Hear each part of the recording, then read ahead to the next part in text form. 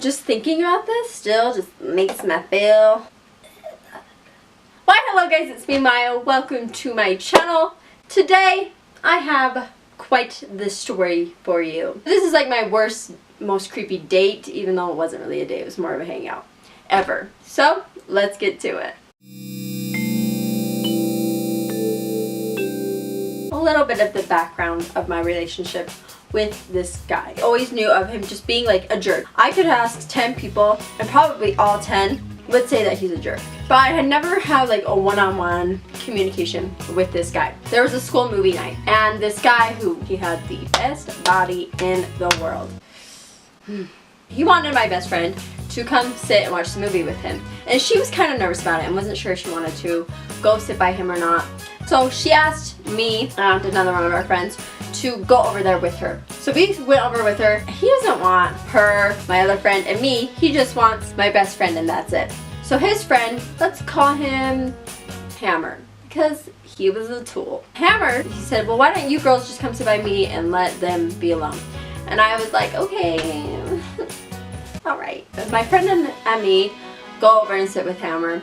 And we're talking and I was realizing, wow, he's not as awful as I thought he was going to be. The movie goes on and gets over and I'm like, okay, well, I gotta get home. Hammer goes, why don't you just let me take you home? My house is probably maybe 10 to 15 minutes away from where the movie was at. So I was like, okay, that'll be nice. It was crazy because he was just going on all these dirt roads and making that 10 to 15 minute drive like a 25-minute drive. It was already pretty late, so I was like, I need to get home. It's a school night. My mama's gonna kill me. Finally, after driving forever, he gets me home and goes, hey, can I have your number so that like I can pick you up sometime and we can like go hang out or do something. Give it to him. I just assumed like, okay, I'll probably never hang out with him, but sure, I'll give him my number.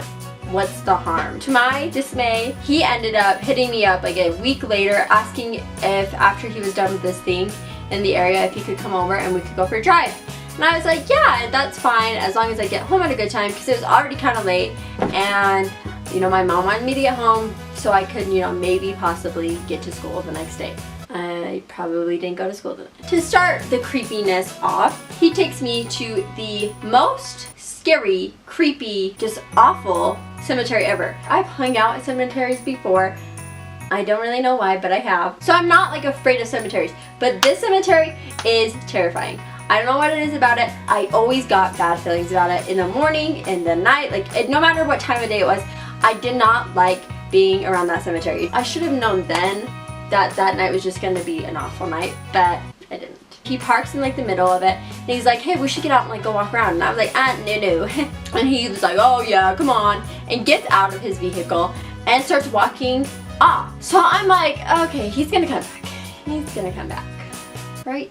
He doesn't come back. He's gone for like 2 minutes. So I'm like, oh crap. Okay, I'll just get out of the car, go do whatever the heck he wants to do. Look around. I don't know why he wants to come here in the first place. And then hopefully he'll take me home. I go sit by him. We're having like a decent conversation. Like I'm not hating the time that we're spending together. I'm assuming at some point Chad got brought up. Chad and I at this time, we had a relationship, but it was kind of a weird relationship. He was my best friend and the main guy that I spent my time with, but we weren't together. But that comes into importance later. My mom texted me and she was like, hey, you need to get home, it's getting late. So I tell him, hey, my mom's texting me, I gotta get home. We're only like 5, maybe 8, and 8's pushing it, minutes away from my house. So we get back to his vehicle and we start driving, and all of a sudden he's just telling me how great I am and how wonderful I am and how perfect I am and talking me up, making me feel great. I knew that this was something he probably did to a lot of girls and that I was nothing special. And I did find out later that he did do this to a lot of girls. So I definitely was not special. He was saying to me, you know, I never wanted to kiss a girl so badly before. I just really want to kiss you. I've never felt this way before. And I'm like, it's not gonna happen. He just keeps going, keeps going, keeps going. I keep saying no. He keeps saying, please, please, please. You're so beautiful. I want to kiss you. You're so great. I've never felt this way about a girl before. And I'm saying, no, no, no. Chad, Chad, Chad. No, no, no. I need to get home. Please take me home. And as this is going on, he goes into this dark little area off the road, parks, and turns off his vehicle. And he's like, well, I'm not going to take you home until you kiss me. And I was like, I can't kiss you. He just keeps I've never, I can see my house. at this point. Please just take me home. He won't turn on the car. He won't, nothing. He just keeps begging me to kiss him, and I keep telling him no. And then, fine, I'll just drive you home. I guess I'm just ugly, and I guess you just don't like hate me and think I'm gross and blah blah blah blah blah. Being the person that I was, I didn't want to have an issue. So I was like, no, it's not you, it's me. When in reality, it's really you. It's not me. It's you. And Chad was really important to me. Chad was like my main guy, but I was still down to kiss other boys. Like Hot God, I was down to kiss him anytime, any day. He just didn't want to kiss me. He wanted to kiss my best friend. So I just really didn't want to kiss this guy. Probably 5 minutes of back and forth of like, no, please, no, I'm not gonna take you home unless you kiss me. No, Chad. He goes, well, I saw Chad at a party the other day. Yeah, it was his friend's like birthday party. He's like, yeah, well, I saw him and he was drinking. Another backstory. Chad and I talked about that night. I asked him if he drank.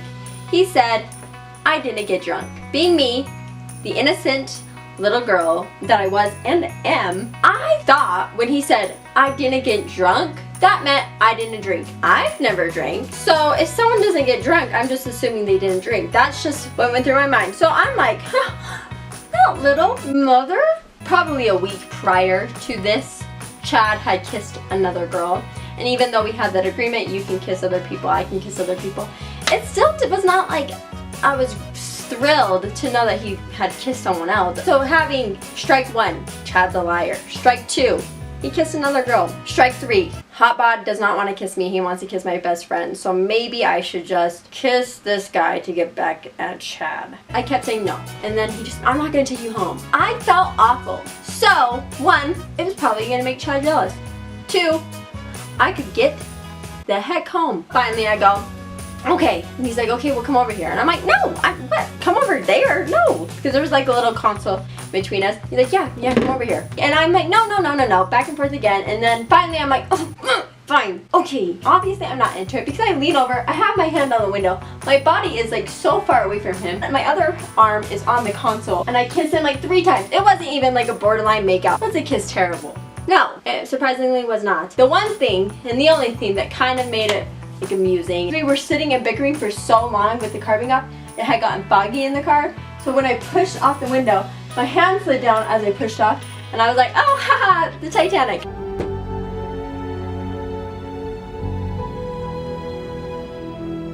And that was the one and only good thing about that night. Well, and the kiss, like I said, wasn't bad, but it didn't make the night any better. But the Titanic thing, just a little bit. Finally, he takes me home. I get to the house.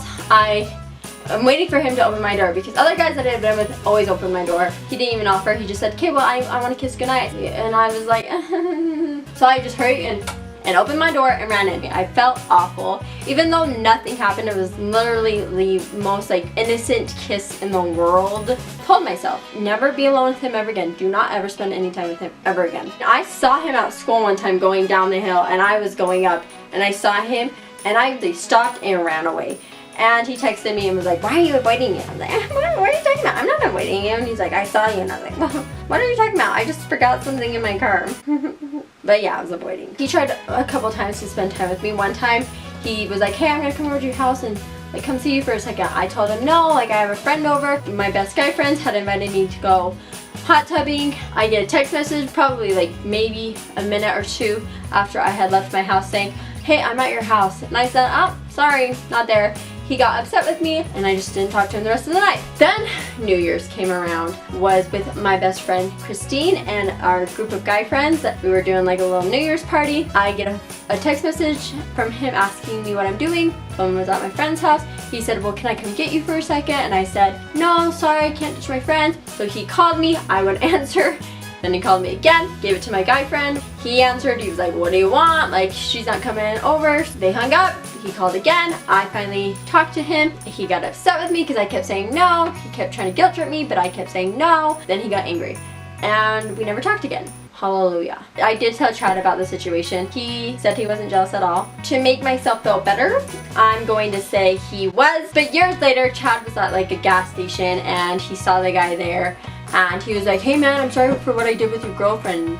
Chad was like, what are you talking about? You guys like kissed. And he was like, no man, like I grabbed her boobs, I like did stuff with her, like we got like we got pretty intense. And Child's like, yeah, you're a liar. And he just kept, oh no man, like yeah, we did all this stuff. And then he told Child I was a bad kisser. But since Hammer was already on a lying spree, I'm gonna assume that was a lie as well. So, doesn't hurt my feelings. I felt nervous about being around him. And I don't really know why I did, but I just did. And so I just went off those feelings. Was that kind of judgmental of me?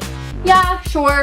But it felt like something I needed to do. Like it just didn't get a good vibe off the guy. I'm sure he's a great guy now. I have no idea. It's not a good feeling to be forced into something, even as little as a kiss. It's just not okay. So I hope none of you have been through this situation, and I hope if you do get in this situation, if you see this, that it'll kind of help you out, and maybe you'll think about it if you are in that situation, and not do what I did and end up kissing the person because you just wanted to get out of the situation. So you're just giving them what they wanted to get out, which it does bother me that I did that. I felt like that was my only choice. Obviously it wasn't, but at the time I felt like it was. Yeah, that's my story. Hope you guys enjoyed it. Thanks for watching, guys. And if you want, like, share, or subscribe, whatever you want to do, it's up to you. Bye, guys.